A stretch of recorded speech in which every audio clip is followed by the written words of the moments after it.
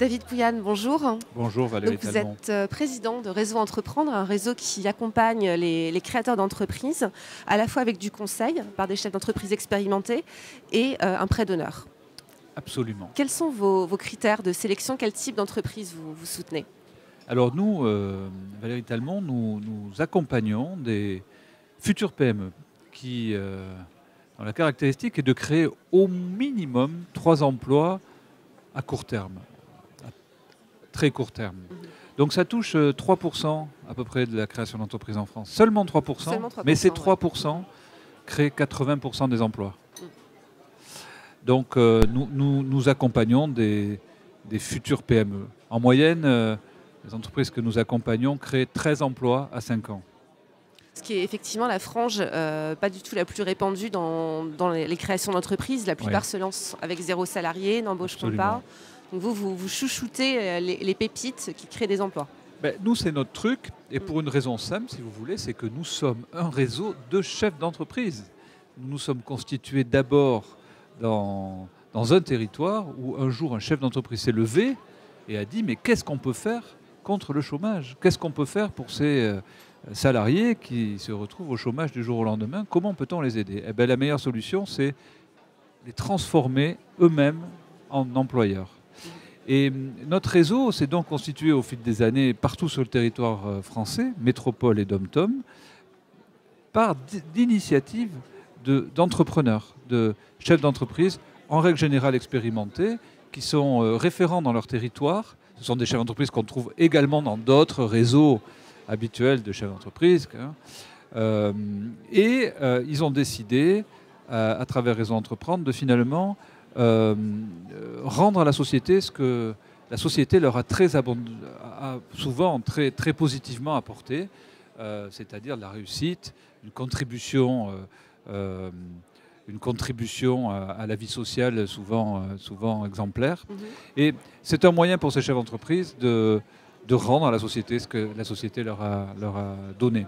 Alors l'accompagnement prend vraiment la forme de rendez-vous très réguliers entre le créateur et son parrain, finalement. Alors l'accompagnement dit individuel, ce qu'on appelle aussi le mentorat, c'est une relation interpersonnelle qui existe chez nous entre un chef d'entreprise en exercice expérimenté et un jeune créateur ou repreneur d'entreprise novice.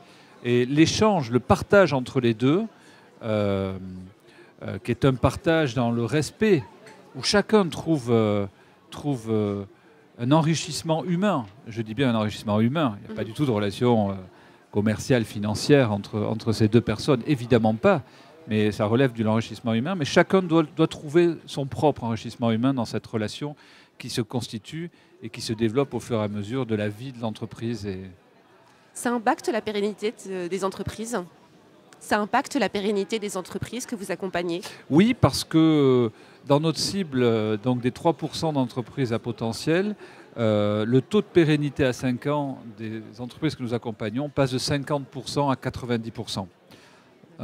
Effectivement, c'est très significatif. C'est très significatif. Il y a un an, vous participiez aux assises de l'entrepreneuriat. Ouais. Quel bilan vous en tirez? Est-ce que concrètement, la forme qui était assez originale a tenu ses promesses? Est-ce qu'il y a eu des réalisations? Et on a parlé d'un second volet des assises qui serait sans doute sous une forme beaucoup plus allégée. Qu'est-ce que vous attendez pour cette année?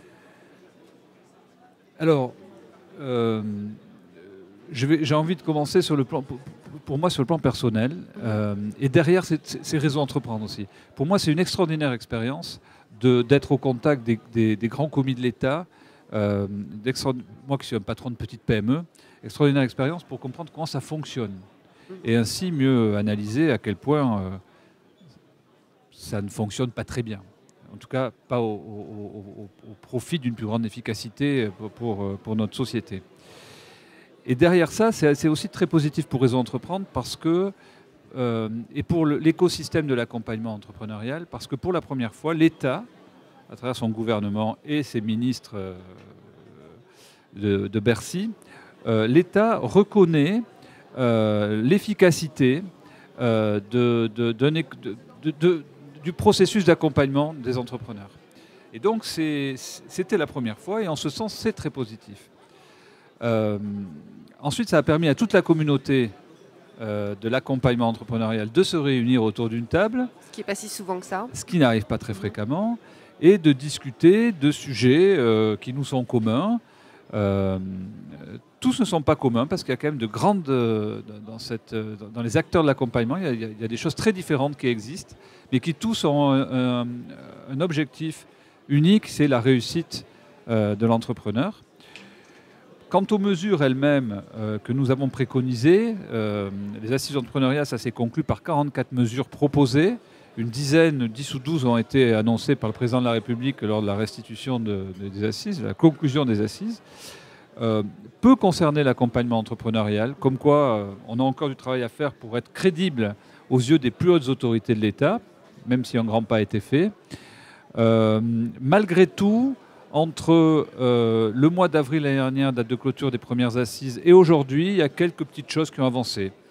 On a eu une oreille plus bienveillante de BPI France quant à la problématique de financement des créateurs, des repreneurs d'entreprises et des entrepreneurs de croissance.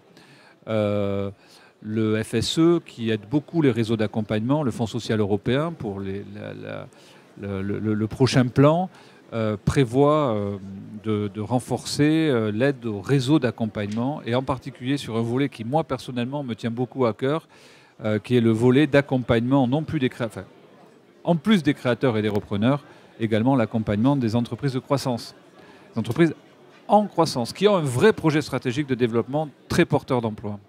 Donc ça permettra de faire passer ces entreprises à une autre échelle. Oui, parce que je pense qu'on parle, on parle beaucoup de la création d'entreprise, et globalement, l'accompagnement de la création d'entreprise, ça marche.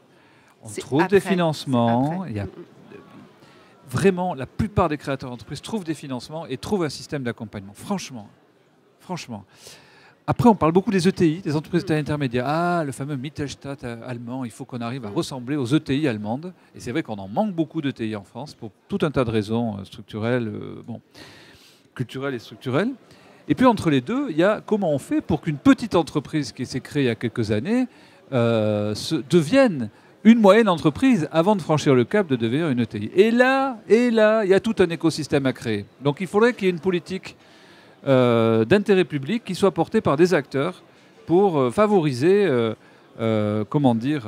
l'accompagnement de ces entrepreneurs qui veulent grossir, qui veulent grandir, je préfère, sans forcément être des méga startups qui font tout de suite appel à du capital développement ou du capital risque, mais simplement par la seule volonté et la seule énergie de l'entreprise et de son équipe.